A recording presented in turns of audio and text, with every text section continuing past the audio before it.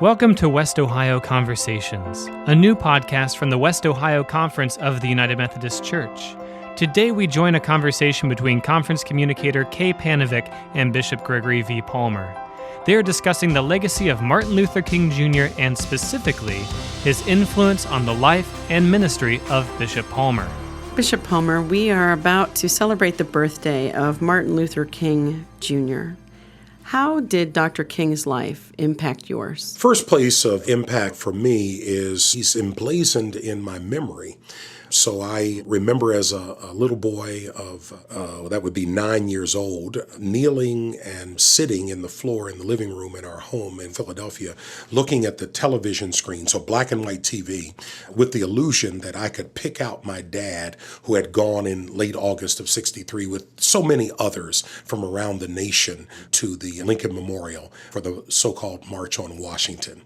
And so that's one place of memory. So there's a connection there. You know, my dad is a preacher, connection with Christian faith, highly engaged with movements for social transformation.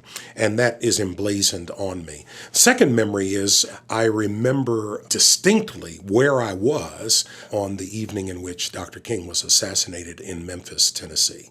And how did that impact your life as well? It impacted me in a couple of ways. I had gone out of a large room that I was with my parents at a banquet, some church-related event at a place called McAllister's on Spring Garden Street in Philadelphia. So it was a big place that people rented for events and banquets.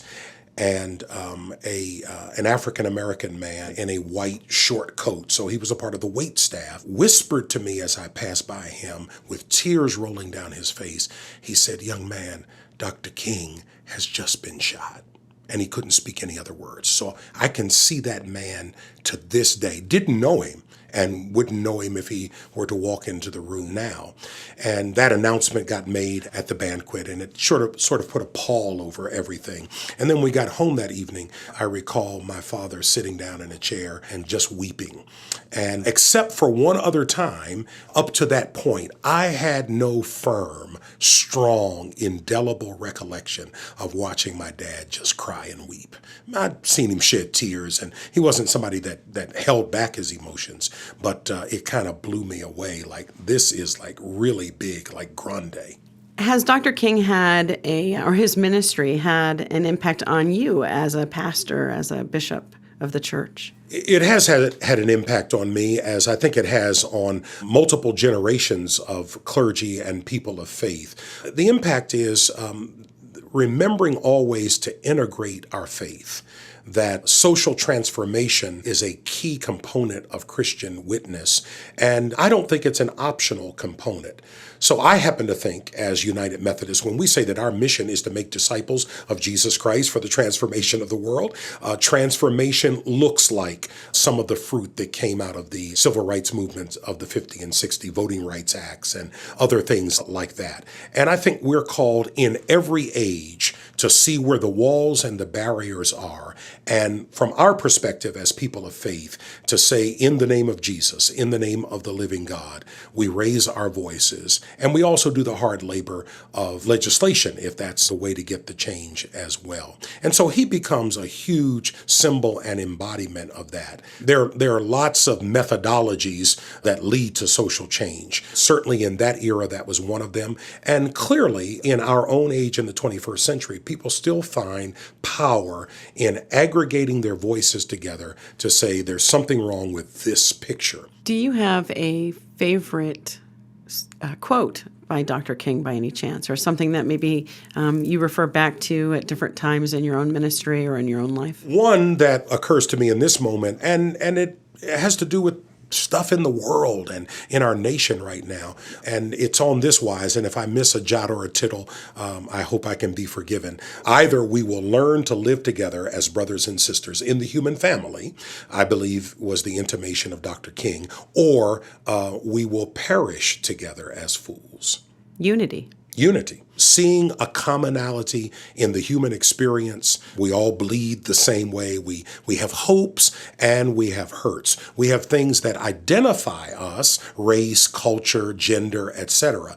And I think this striving for the beloved community, which Dr. King talked about so much, is about our, across all of our differences, figuring out together ways that our differences are simply that, i.e., I'm different from you according to these markers.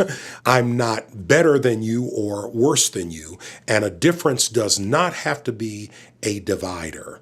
A difference can be an enrichment, make our life together more robust. And so I don't want to live in a world where there are no differences that are discernible, because I don't think creation is like that. And I could say more about that, but I won't. I want to live in a world where our differences along race, gender, ethnicity, national origin, first language, faith, etc., need not be things that come between us.